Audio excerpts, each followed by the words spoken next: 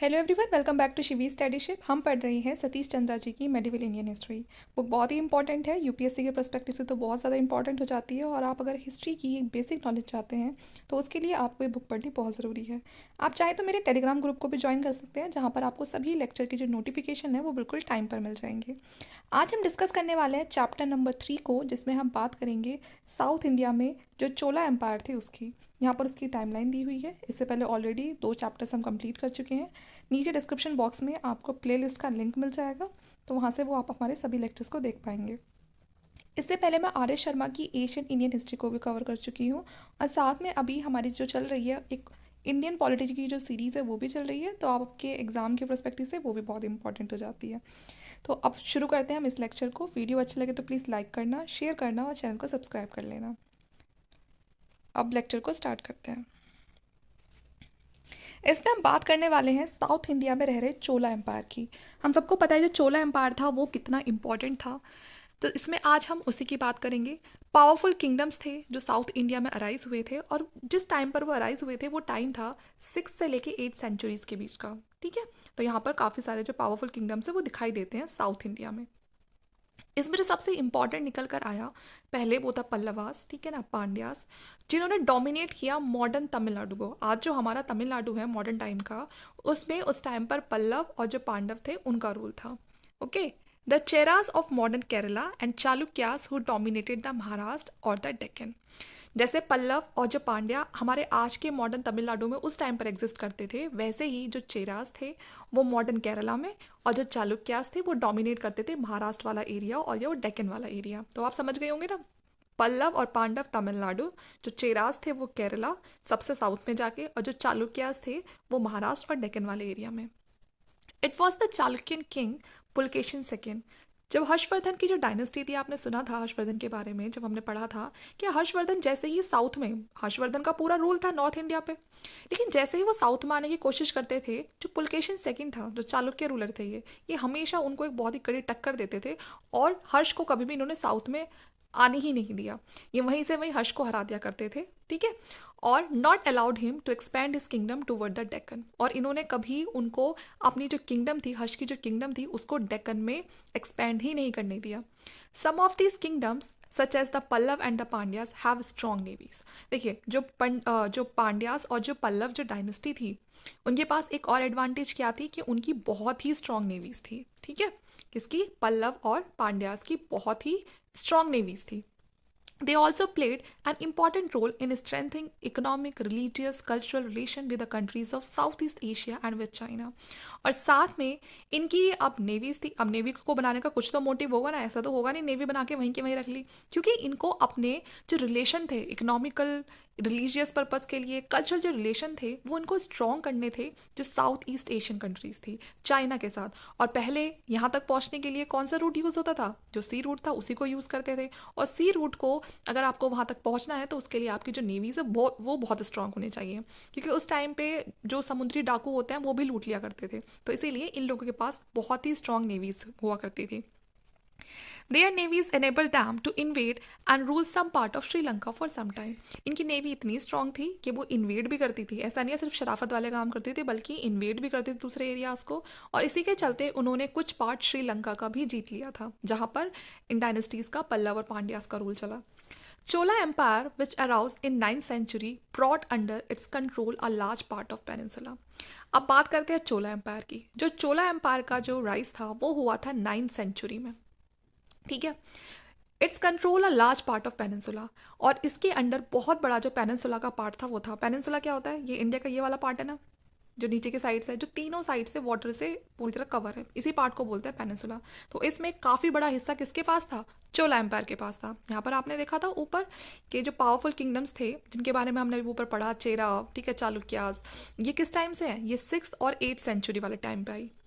तो अब जो इसका मतलब ये है, जो चोला डायनेस्टी है वो इन सब के बाद आई। The Chola developed a powerful navy which enabled them to conquer Sri Lanka and Maldives. अब जो चोला एम्पायर थी वो और पावरफुल बनकर आई। इनसे पहले जो डायनेस्टीज थी वो सिर्फ श्रीलंका तक पहुंची थी, लेकिन इनकी जो नेवी थी वो इतनी पावरफुल थी कि श्रीलंका के साथ साथ बल्कि जो मालदीव्स जो आइलैंड, दूसरी जो आपको पता है ना मालदीव्स जो आइलैंड है, उसको भी इन्होंने अपने अंडर कवर कर लिया था. It impact was felt even by the countries of South East Asia and the Chola empire में be said to mark a climax in South India history. South East Asia में भी इन्होंने अपना काफ़ी वर्चस्व फैला लिया था, श्रीलंका में भी कॉन्क्वायर कर लिया, मालदीव्स को कॉन्क्वायर कर लिया. तो आप कह सकते हो कि साउथ इंडिया की अगर हम हिस्ट्री की बात करें, अगर कोई डायनेस्टी अपने एकदम क्लाइमैक्स पे रही है तो वो थी Chola empire. Okay, the rise of the Chola empire. अब किस तरह से राइज होता है चोला एम्पायर का, तो इसके फाउंडर आपको याद रखने हैं. सबसे पहले तो चोला एम्पायर के फाउंडर थे Vijayalaya, who was at first at a feudatory of the Pallavas. अब ये विजय आलिया कौन थे? विजय आलिया पहले एक फ्यूडेटरी की तरह काम करते थे, किसके अंडर है के? पल्लवास के अंडर है के, क्योंकि पल्लवास पांड्यास ये डायनेस्टी तो पहले आके जा चुकी थी, उसके बाद चोला आई थी. तो यहाँ पर जो इसके फाउंडर थे चोला डायनेस्टी के, विजय आलिया, वो पहले काम करते थे किसके लिए? पल्लवास के लिए. ही कैप्चर्ड तंजोर इन AD 850. उसके बाद ये तंजोर को कैप्चर करते हैं 850 में. And by the end of the 9th century, the Cholas had defeated both the Pallavas of Kanchi and weakened the Pandyas, bring the South Tamil country under their control. और तंजोर को capture करने के बाद 9th century के and तक ये चोला इतने powerful हो जाते हैं कि ये पल्लवास को भी हरा देते हैं. जो पल्लवास जो कांची में थे उनको भी हरा देते हैं, ठीक है, और साथ में जो पांड्यास थे उनको भी हरा देते हैं. ठीक है, अभी तक तो ये इन्हीं के अंडर रह के काम कर रहे थे, लेकिन अब जैसे ही ये पावरफुल होने लगे, इन्होंने सबसे पहले पल्लवास और पांड्यास को ही हराया. और हर बार ऐसे ही होता है, जैसे ही जो पहले की जो डायनेस्टी है वो वीक पड़ती है, जो उसके अंडर रह रहे जो लोग काम कर रहे होते हैं वो सबसे पहले अपने आप को इंडिपेंडेंट करते हैं. तो यहाँ पर भी वही हुआ. विजय आलिया जो अब तक पल्लवास और पांड्यास के लिए काम कर रहे थे, वो जैसे ही पावरफुल होते हैं वो सबसे पहले पल्लवास और पांड्यास को वीक करके उनको हरा देते हैं, और जितना भी साउथ तमिल होता है पूरा का पूरा अपने कंट्रोल में ले लेते हैं. But the Cholas were hard put to defend their position against the Rashtrakuta. लेकिन चोलास को टक्कर देने के लिए दूसरे कौन बैठे थे? वो बैठे थे राष्ट्रकूट. ठीक है, as we have noted in a previous chapter, Krishna third defeated the Chola king. अभी हमने लास्ट चैप्टर में क्या पढ़ा था कि जो कृष्णा थर्ड थे उन्होंने डिफीट कर दिया था चोला किंग को. कृष्णा थर्ड किससे बिलोंग करते थे? राष्ट्रकूट डायनेस्टी से बिलोंग करते थे, और इन्होंने हरा दिया था चोला किंग को, और चोला एम्पायर का जो नॉर्थ वाला पार्ट था वो पूरा का पूरा एनेक्स कर लिया था. तो इन्होंने जो चोला डायनेस्टी है, इन्होंने पांड्यास और पल्लवास को तो हरा दिया था, लेकिन जो इनके नॉर्थ में राष्ट्रकूट बैठे थे उनको ये इतनी कड़ी टक्कर नहीं दे पा रहे थे, और इसी के चलते राष्ट्रकूट के हाथों में चोला एम्पायर का पूरा नॉर्दर्न पार्ट चला गया था. Okay, This was a serious setback to the Cholas, but they rapidly recovered, particularly after the death of Krishna III in 1965. अब जब तक कृष्णा थर्ड रहते हैं तब तक तो चोलास कुछ नहीं बोलते हैं, लेकिन जैसे ही कृष्णा थर्ड की डेथ होती है 1965 में, जो चोलास थे वापस से अपना जो एरिया है उसको बहुत ही जल्दी से रिकवर कर लेते हैं. और यहाँ पर कृष्णा थर्ड की डेथ के बाद राष्ट्रकूट एम्पायर का हो जाता है डाउनफॉल, क्योंकि और कोई इतना अच्छा सक्सेसर नहीं आ पाता है. अब बात करते हैं age of Raja Raja and Rajendra first. ठीक है, ये बहुत ही इंपॉर्टेंट रूलर्स रहे हैं चोल डायनेस्टी के. तो सबसे पहले बात करते हैं हम राजा राजा के बारे में. ग्रेटेस्ट चोला रूलर थे ये. ठीक है, टाइम पीरियड इनके सामने लिखा हुआ है आपका, 985 से 1014 का टाइम पीरियड था, और इन्हीं के बेटे होते हैं राजेंद्र फर्स्ट. तो सबसे पहले कौन आएगा? राजा आएगा, और राजा के बाद फिर उसका बेटा राजेंद्र आएगा. तो इस तरह से आप याद रख सकते हो. Raja Raja destroyed the Chera navy at Thiruvananthapuram, attacked Quilon. तो यहाँ पर जो राजा राजा होते हैं सबसे पहले वो जो चेरा की जो आर्मी होती है जो केरला में थी उसको हराते हैं, ठीक है, त्रिवंतपुरम में, and attack Quilon. And he conquered Madurai and captured the Pandyan king. और मदुरै को भी कैप्चर कर लेते हैं, ठीक है, और जो पांड्यन किंग्स है उनको भी हरा देते हैं. अब यहाँ पर ये मदुरै क्या है? ये मदुरै पांड्या जो थे, जो पांड्या डायनेस्टी थी उसकी कैपिटल थी. अब आपने देखा ना, जो चोला रूलर है सबसे पहले उन्होंने किस तरह से अपने आसपास की डायनेस्टीज को हटाया. चेरा की नेवी है उसको डिफीट कर दिया, उनका सारा एरिया जीत लिया. दूसरा पांड्या किंग है उनको हरा दिया, उनकी कैपिटल को जीत लिया. उसके बाद ये श्रीलंका को इन्वेड करते हैं, और श्रीलंका का जो नॉर्दर्न पार्ट होता है उनकी एम्पायर का, श्रीलंका की एम्पायर का जो नॉर्दर्न पार्ट होता है उसको भी जीत लेते हैं. These moves were partially motivated by his desire to bring the trade with the Southeast Asian countries under his control. अब ये सब जो चीज़ें थी, जो ये इतनी जल्दी जल्दी इन्होंने सबको हरा रहे थे, ये चीज़ें इनके लिए काफ़ी थी, इनको मोटिवेट करने के लिए कि अपनी जो बाकी डिज़ायर्स हैं ये उनको भी कंप्लीट कर सकते हैं, कि इतना जीत लिया तो बाकी चीज़ें भी कर सकते हैं। इनकी क्या डिज़ायर थी कि ये ट्रेड करें, जो साउथ ईस्ट एशियन कंट्रीज़ हैं उनके साथ ट्रेड करें, उनको भी कंट्रोल में ले लें। The Coromandel coast and the Malabar were the centre for India trade with the countries of South East Asia. अगर हम बात करें साउथ ईस्ट एशिया के साथ ट्रेड की, तो जो इनके इंपॉर्टेंट सेंटर्स थे वो थे कोरामंडल कोस्ट और साथ में Malabar. One of is naval exploit was the conquest of Maldives. देखिए, इनका जो सबसे इंपॉर्टेंट जो एक बहुत ही नेवल एक्सप्लॉइट किया था, जिसमें वो था मालदीव। ओके, जो मतलब ये काफ़ी दूर तक ही गए थे, पूरे मालदीव को इन्होंने जीत लिया था। Raja Raja annex the north western part of Ganga kingdom. जो राजा राजा थे, इन्होंने पूरा जो नॉर्दर्न वेस्टर्न पार्ट था गंगा किंगडम का, अब सबसे पहले बात देखते हैं कि गंगा किंगडम का है।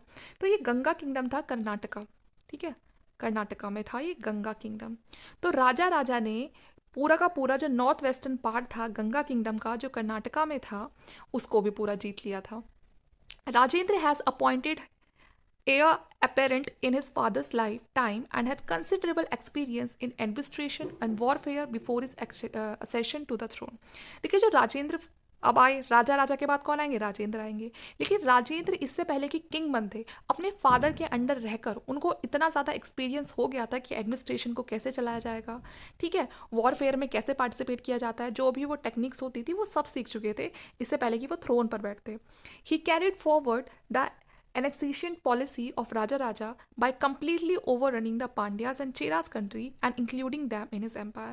ये अपनी जो इनकी annexation की जो पॉलिसी थी, जो राजा राजा भी फॉलो करते थे, भाई राजा राजा ने तो सब कुछ, अब ये आप देख रहे हो ना किस तरह से एनेक्स कर लिया अपना सारा इधर उधर का जितना भी पार्ट था। तो इन्होंने इसी पॉलिसी को फॉलो करके इनके बेटे ने भी क्या करा, जो पांड्याज हैं, चेराज हैं, उनको सबको अपनी एम्पायर में शामिल कर लिया, ठीक है। The conquest of Sri Lanka was also completed with the crown and royal insignia of the king and a queen of Sri Lankan being captured in a battle. इन्होंने श्रीलंका को भी जीत लिया, ठीक है, वहाँ भी सब कुछ जीत लिया इन्होंने। And Sri Lanka was not able to free herself from the Chola control for another 50 years.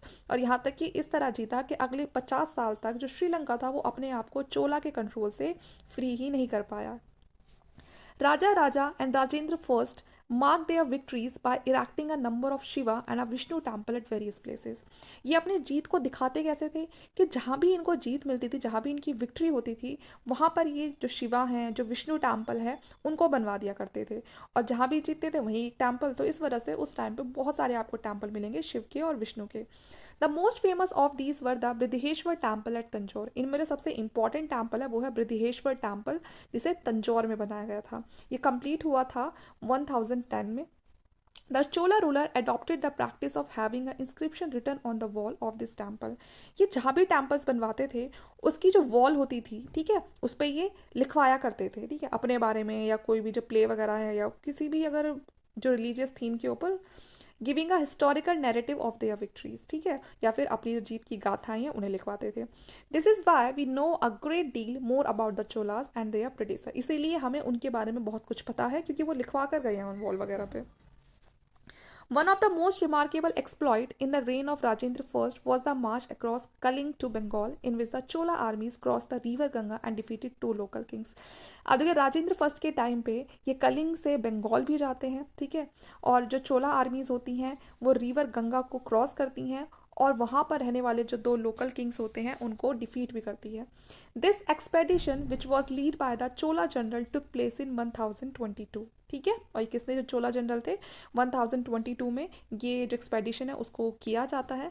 And followed, यहाँ पर अभी इसमें आपको मैं बाद में दिखाऊंगी, in reverse the same route with the great conqueror Samudragupta had followed. And to commemorate this occasion Rajendra first assume the title Gangai Konda Chola.